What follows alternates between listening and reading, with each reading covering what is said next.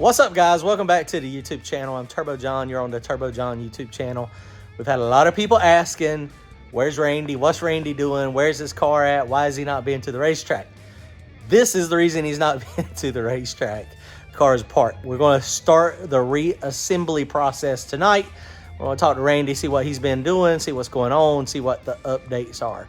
Comment, like, and subscribe if y'all want to support the channel. Go to turbojohnracing.com. Grab yourself some hats and t-shirts. Appreciate it, guys.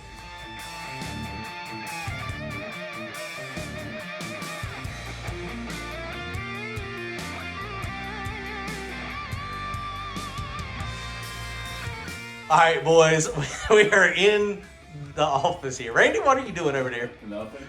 What are you doing? Look, so we're in the office here where Randy's at. I didn't even see the motor over here.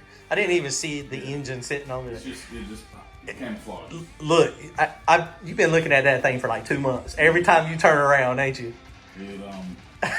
It's hard to miss, but eventually you get used to it. All right. Now he's telling me, guys, this is the first time he's wiped this thing down. First time I'm wiping down. I don't know that I believe him. Oh, bless you. I don't know that I believe that antics. So, y'all been asking. Well, here you go. Randy's motor is about to go back in the car. He's had the motor for a couple months now. There was some parts issues, getting a crankshaft, getting pistons. You know how it is. It is what it is. It just takes time to get stuff.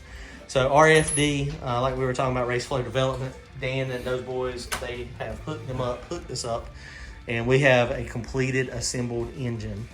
So we're going to go ahead and get this thing stuck down in the car today. Randy's done some stuff on the car as well, so we're going to go look at the car and let him tell you what all he's got done there, and then we're going to slide this bad boy in there. He's got a new flex plate, still got the Mark Mickey converter, Mark Mickey transmission. Jeff Diamond's checked out the transmission and the converter. Right. He's a local guy here in Wilmington. Clean bill of health. Awesome. So the game plan at the moment is we got to get this thing in. The reason we got to get it in now is because within the next few weeks. You don't want to hear this one? What? Why we got to get it in now?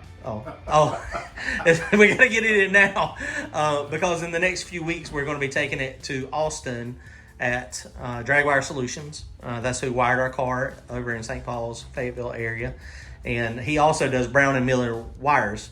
So with him doing Brown and Miller hoses, not wiring. He does wiring and hoses.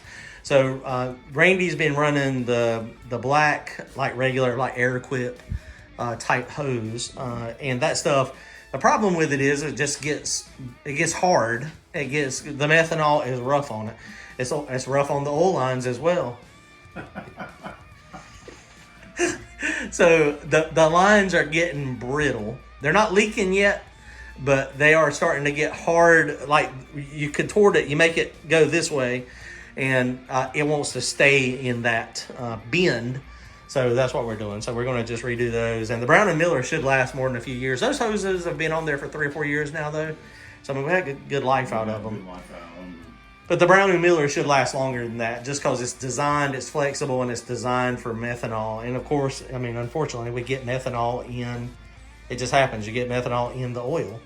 So we're going to go drop this thing in real fast. But before that, we're going to go look at Randy's car.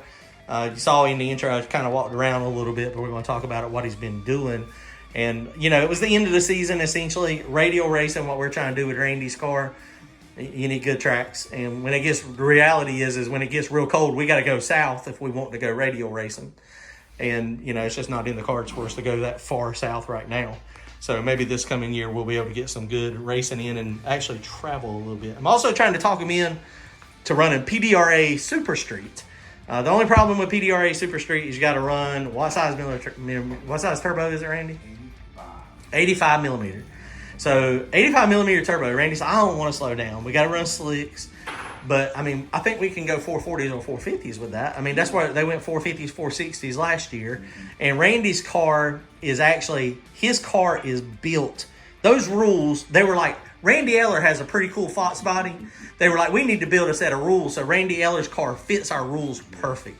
And they do. And it looks like a real competitive class. It looks like it's also it's a professional series. So you run early, you know, it just looks fun. God, it looks fun. My car does not fit the bill at all. My car, I'd have to run the real fast class, which, I mean, we can't run 380s, 390s. With my car. So Randy's car in Super Street, we just got to put a smaller turbo on it. So we're thinking about doing that. And really what we'd have to do is put the turbo on it, remake the cold side pipe.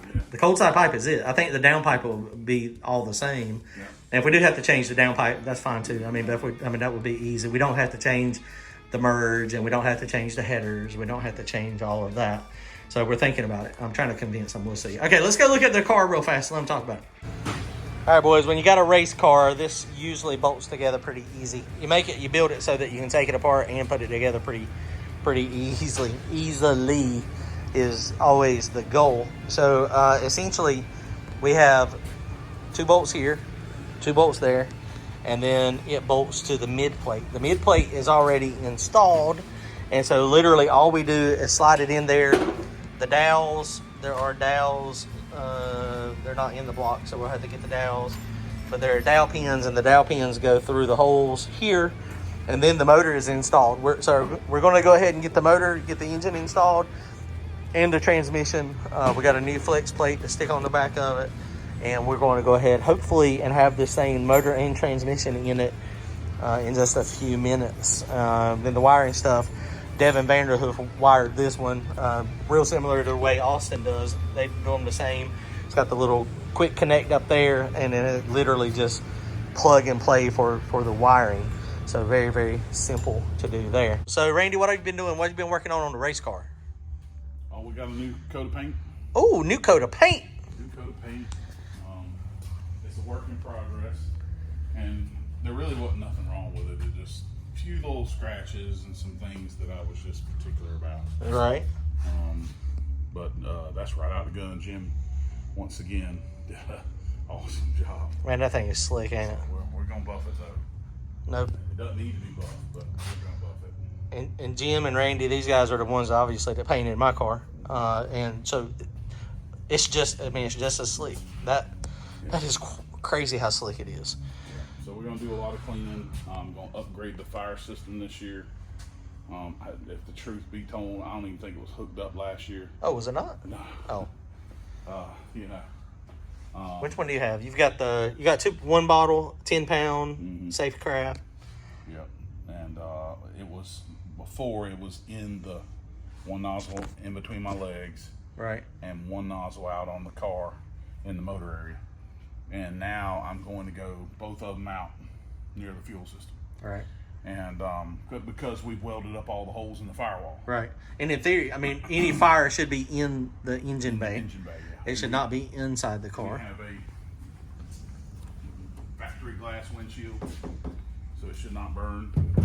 I like that much better than the plexiglass. The Lexan Speed Glass, and I mean, they make a great product at Optic Armor. I'm not knocking them, but I mean, that keeps fire out. That keeps fire out, you know. And this ounce is less than Optic Armor, and it's $189. I think probably mine. I've got your old one in my black car now, and it's kind of hard to see out of it some. And the thing with, I guess, as they get older, that coating starts to peel off, like put a sticker on it, right? I wonder what they do to make it that coating. Yeah, I'm not sure. But I think we need to put a glass in mine too. Just, I mean, especially with it not being, it's not that heavy. Mm-hmm. I mean, and the fire factor, man, that scares me. I'll never forget. I was at the track. I think it was Kinston, and it was a race car, like a bracket car. It had a pop and a catch on fire, and it was in like 2 seconds. The window had melted out of it, and you know he was out of the car, which was fine. But it happened to David Brinkley in Ohio when he wrecked in Ohio. It didn't take 30 seconds for it to come in there, and it was laying on top of him. Wow, that's scary, ain't it? So that made me change. Yeah, and I mean, this car is going to be run all steel, all glass. The front end, it's got steel fenders, a bolt-on show neck front end, all glass. Lexan is not in this car anywhere. Steel doors, glass quarters, glass back. Firewall, factory floors, mini tubs. It's got the headliner in it. Yeah. Headliner's still in. Dude, I'm telling you, that's what I'm telling you. This car fits the super street rules like to the T. Now this is the fiberglass trunk lid, but we have the metal one. It was just the first one he grabbed. Because they allow for all steel, all glass. They allow fiberglass deck lids and fiberglass hoods. Right. If you are a steel-bodied car. Yeah. But not a problem if somebody ever complains you've got a deck lid. We're going to change out all the rubbers. Right. In the window track and all the trunk lid and the door edges, all that stuff's brand new. It's a street car, baby. It's a street car. Kind of. With no water. Yeah. So this is what he's been doing. So they've been working on that. They did a lot of work in the engine bay, sealing up holes that they didn't like, made all that stuff good. Yeah, I'd like to clean in there for a full day. But The thing looks good. It looks amazing. It looked good before. He was not real happy with some of the stuff. We've crashed it a couple times. it's just little things that bothered me. Right. Because it's basically the same car. Yeah. And it's just probably 10 pounds heavier because it's got another coat of paint. Because you didn't sand it all the way down to the body. Right. Nope. Just fix what you didn't like. Yep.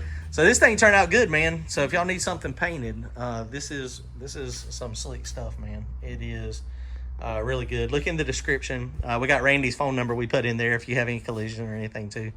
Paint and body work. I appreciate He's the man, man. It looks good.